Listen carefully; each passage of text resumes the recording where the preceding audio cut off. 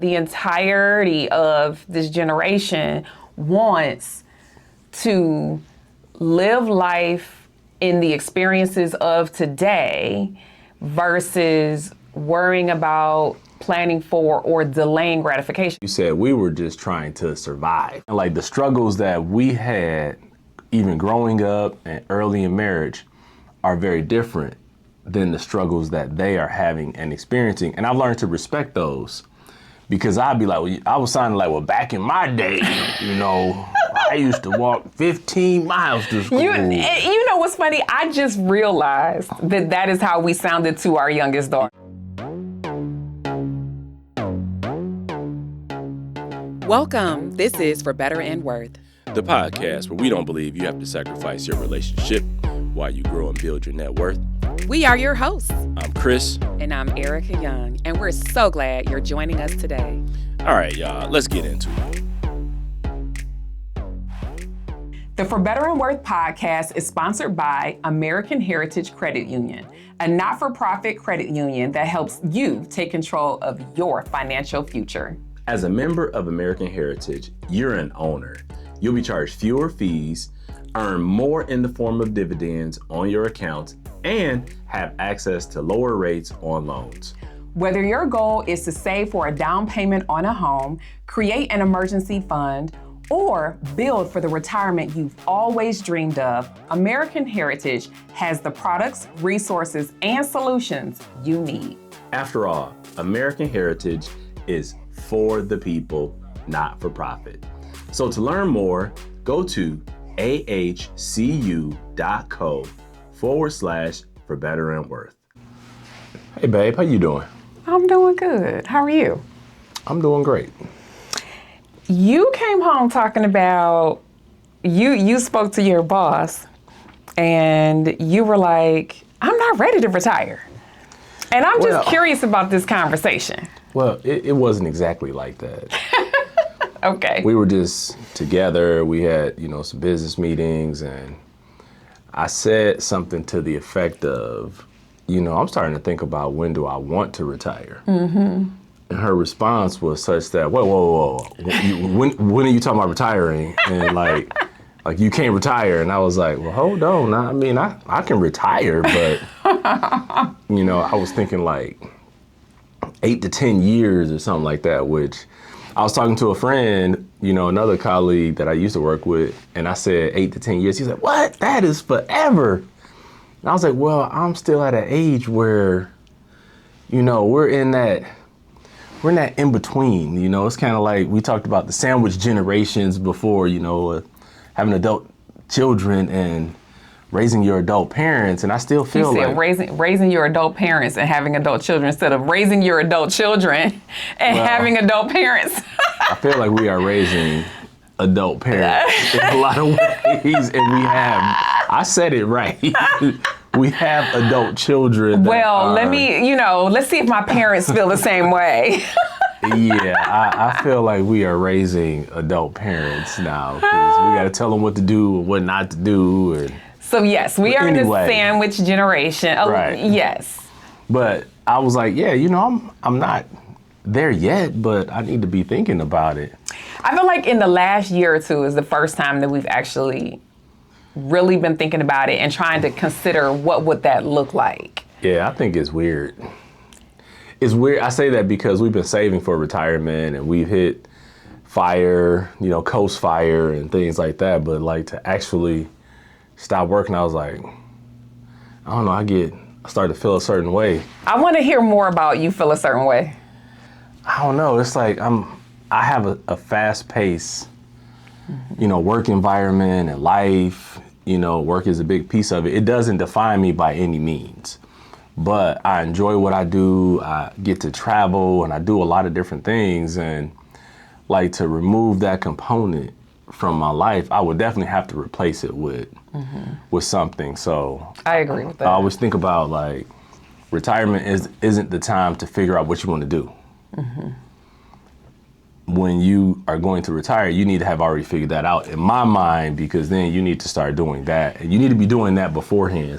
And I also think that you need to have other interests outside of work that take your time, that keep you happy, keep you active, and those kinds of things. And that is, I think, what I'm doing right now is trying to figure out that part of it. Right, like what are my hobbies? Where are the places that I want to go or spend like more time, you know, not just a vacation, but partially have space there so we can live there sometimes. You know what I mean? I'm thinking about the life I want to live. I think this whole thing is funny how we're starting the conversation off. Because this isn't even what we want to talk about. No, but it is though, because we are. I guess it is. We're Gen X. We're Gen X. And so I think we are more diligent in these types of conversations. And I'm going to just put this statement out here.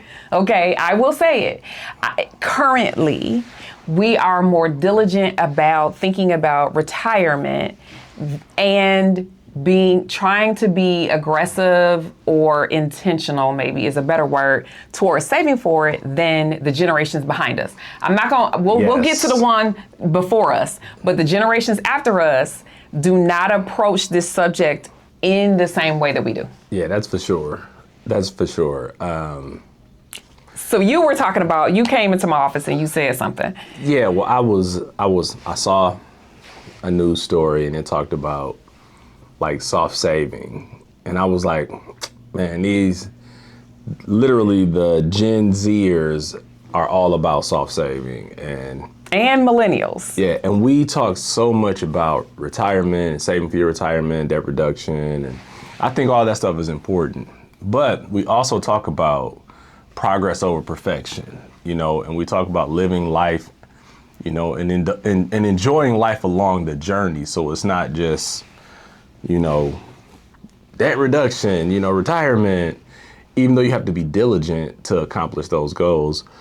I still believe we wanted to enjoy life along the way, but soft saving, I was like, man, I don't know how I'm feeling about this, especially because we have, you know, Gen Z children, and I'm like, I don't want them to take the soft saving route. I want you to be diligent and do things because I think they have more opportunity, more time to be even more impactful than we were. So we need to define soft saving because I think it's important that we are speaking the same language, that people understand what that means, right? And so lay it on the people. It's prioritizing the day-to-day life, the spending, experiences, the travel. Today.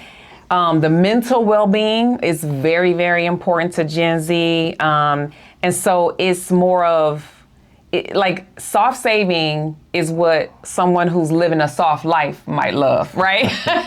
Right, they're like out here chilling, having a good time. They're not as worried, concerned, or you know, really aggressive about the future because they're like, they don't have a whole lot of trust. Let's be clear in that. They're like, I'm going to this coffee shop and I'm gonna get my latte daily and get my scone and I'm going to enjoy myself and not worry about the other stuff. But I think it's also more than the latte. I think for these young people, and let's be clear, I'm gonna put my daughter on blast. Love her, but I saw this one coming. Her nails are expensive. They're beautiful, but they are expensive. And there is no way when I was her age that I was thinking about spending that kind of money on my nails. She also enjoys traveling to the degree that she will spend lots of money to go overseas. I'm not talking about stateside. Sure, that's a plane ticket. She can figure it out. In her passport. She's getting passport stamps. And so like, and that they are prioritizing that. And I have talked her through it when she was actually talking about going overseas this year.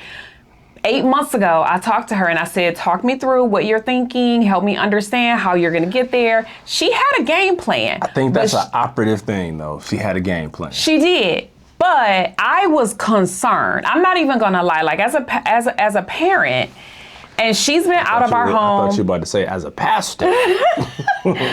I was concerned because I was like, what does this mean? Is she gonna dip into her savings? Is she gonna stop something else? Like, what is she willing to do to go on this trip? And that concerned me. So I wanted to hear her plan. But my daughter is not in a league of her own. Like, the entirety of this generation wants to live life in the experiences of today versus worrying about planning for or delaying gratification. Because I will say the first 10 years of our marriage, we didn't take any big trips other than our honeymoon. We just didn't. Yeah. Our first trip as a family was to Legoland. Yes. And California, but I think that set us on a trajectory because the hotel was so bad. I was like, I'm never staying in another bad hotel. Right. Well, that started your trajectory of being a hotel snob. Right. I was like, not gonna do it again. I will never forget that hotel. Never gonna do it again. But I will say, like, so the first 10 years, we didn't go anywhere. On our 10-year anniversary is when we decided to go to Hawaii. So we had this big trip. And that was so much fun. It was a good time, and we planned it. We used Costco Travel. It was awesome.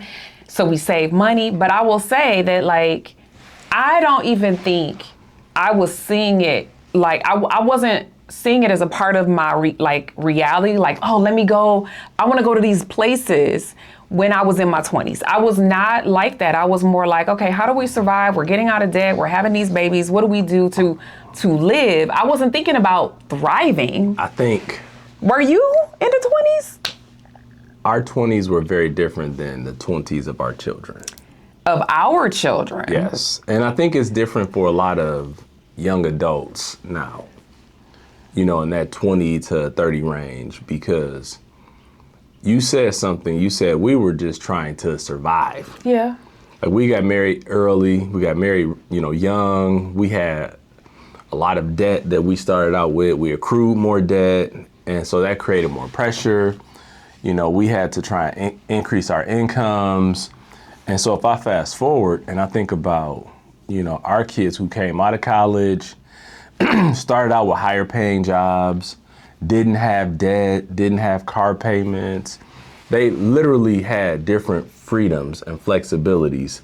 Their stresses and pressures are very different. Mm-hmm. And I told you recently that I had to finally understand that the way that I have lived and experienced life is very different than the way that they are living and experiencing life. Mm-hmm. And like the struggles that we had even growing up and early in marriage are very different than the struggles that they are having and experiencing. And I've learned to respect those, because I'd be like, well, I was sounding like, well, back in my day, I used to walk 15 miles to school. You know what's funny? I just realized that is how we sounded to our youngest daughter. Yes. Because we were talking about, well, we didn't have this, right. Or when we were coming up, blah, blah, blah. Savvy parents. Yes, or no one taught us how to manage money, or no one taught us what it was going to be like to go to college. Wah, wah, wah, wah, like that Charlie Brown noise. Wah, wah, wah, wah, yes, wah, wah. Because our parents were talking about walking 12 miles to get to school or whatever,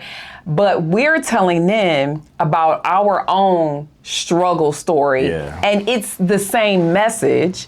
Back in our day, it's just funny. This is what we had to endure, and we're trying to make it a better life for you. Look, this is what I'll say when it comes to quote unquote soft savings. If people want to focus on the now, I'm okay with it if. I have to put a big caveat in there. Mm-hmm. Like, I think, like, with our kids, if you could be saving in a Roth or saving in the company, plan, getting the minimum match, maybe in a 401k and doing a Roth, you could do some combination of those two things where it doesn't, take all of your income, and then you want to live off the rest. I'm like, okay. Because in the example I seen or I heard, it was kind of like live off 80% and then use 20% to do the other things. That's their recommendation. Right, but if you're doing 20% and, savings, retirement, or whatever you're doing with that, and you're living off 80%, I think that's actually not a bad recommendation. It's not a bad recommendation at all. I think, and matter of fact, that's actually more aggressive than a soft saver. What they're doing, from what I'm hearing, because the truth is I did not read the article, But what I'm hearing is, honestly, I feel like they're telling the soft savers to save more. So for instance, let's just say this. Our daughters don't have debt, so they can live more freely. Yes. And do some of these other things. Even after they establish a solid savings foundation. Sure. Because in most regards, they have already saved like their emergency funds, so they don't necessarily need to fill more of that bucket. They need to just start filling the retirement bucket, or I'll call it the special projects bucket, because they both like to travel. So, I'm going to say that our children are now the exception to the rule. Yeah. And so in that generation. I gotta remember that, like, they are exceptions, so that might not be what everyone is encountering or experiencing. Because student loans are a big deal, and they are not cheap. Yes. People have vehicles that they need to drive in order to get around places. There's, very few cities where you can go without a vehicle in the United States. And so I just think that even if we're only talking about those two things, a higher education, quote unquote, bill, in order to ensure that your income is higher, and transportation so that you can get to said job or live life. Those two even basic without a car, things. You still have to pay for like transit passes. Yeah, you'll have some trains, expenses. whatever, depending upon where you live. It just wouldn't be debt. And so if we're talking about, and I'm not even talking about credit card debt or medical debt or anything or other personal loans. I'm just saying, like, in general, like the basics. A lot of the people who are quote unquote living the soft life are college students or about to graduate or they're graduates, recent grads, because they're in their 20s typically, and they have debt of those two kinds specifically. And then when we're talking about millennials, they're a little bit older, they're in their 30s, maybe early 40s, and that's when you're starting to have families. Absolutely. And so children, and that changes the dynamics, because you got to make sure you have insurance, you got to make sure they have childcare oftentimes, which childcare can be a game changer. I think living the soft life, to be very honest with you, is expensive. Like, let's be, I'm saying it is a luxury to live a soft life in today's world. You actually have to make a lot of money to be able to go travel, have discretionary spending so that you can go have your coffee all the time. Soft life requires somebody to live hard. Come on. Somebody's now. living hard to create the soft life. That part is real. So somebody is living a hard life while that person gets to live a soft life. Because I think about, like, the saying is how, hard times create hard people create easy times create soft people, and soft people create hard times. And at some point, we're in different phases of that with the various generations, and I feel like the Generation X we hard people. Come on, but you know why? Okay, it's because, don't run up on us. Come on now, for real. So because the baby boomers that had us, one, in terms of their finances, they valued security. Mm-hmm. They wanted to ensure that there was going to be a check. And so they had pensions and they had Social Security, and they knew that these dollar amounts were going to come to them every single month. So they could rest in that. They didn't have to go hard for retirement, because quite frankly, while they were in their working years is when these retirement vehicles even were created, right? So they knew they were going to have both of those things. Yes. Like, if I worked and I was going to have a pension, even though I worked for a company, I had a small pension that I cashed out and put it into the market. But if I knew I was going to have a pension and Social Security and be able to tap both of them, it's like a lot easier to think about being able to walk into retirement and not having, saved a bunch of money because the company was going to pay. So we also have friends who are military. It's a military family. And so their situation is different because they know that they're going to have a bit of a military retirement. Absolutely. Their story is going to be very different than ours because we don't have access to that. So when our parents had pensions and could rely on those steady paychecks. And then those pensions were taken away from us. So unless we decided we wanted to live on Social Security, we were going to have to do something to make up the difference. Retirement accounts, they are filling the gap for us if we fund them, you know? And they didn't have that. They didn't know to teach us that. We had to learn that on our own. Yeah. Yeah, I guess I wish I could live a soft life. is where I'm at, because I mean, I guess we're in our soft era because we've saved and we have Social Security. Earned a soft life. Yes. Yes. It's very different, you know. Our soft life era is different than people who want to be in their soft life era today, because I don't think it's a indictment on actually going to work and doing work, but it's like, I want to enjoy life. And life is the experiences I can have today. And with those experiences, you know, you have to fund those. And it could be a myriad of things, because, you know, we think about travel, or we think about, you know, experiences or concerts. And, you know, I think about, you know, how I went to the Jay-Z concert recently, and I think back to that and how that was an experience. Yeah. And people want those experiences, and those experiences, when you get on that pre-sale list, you get the tickets, it's like, you got to pay right then. You know, you got to commit. And sometimes the soft life is like, well, I want to do these things today, and I'm not worried about tomorrow. But we also had Miami this year. That was an experience. Yeah. Well, like we said, we've earned our soft life. We have earned our, so I think that's the difference, right? Is that I believe Gen X can see things like we have to earn some of these things beforehand. Like, we can't just take them. But I think that the mentality of our younger generations is that tomorrow is not promised. They don't trust the systems.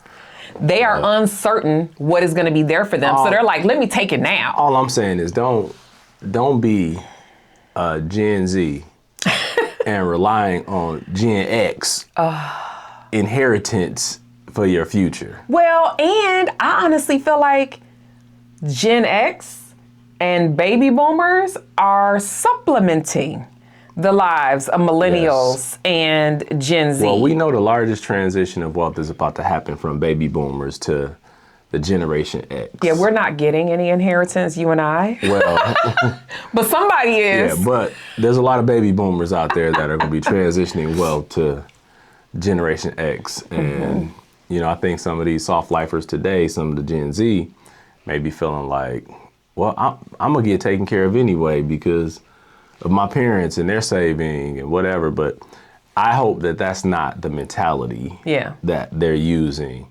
and that they'll still, you know, get their hustle on and figure it out. Enjoy the journey, but plan to get to the destination.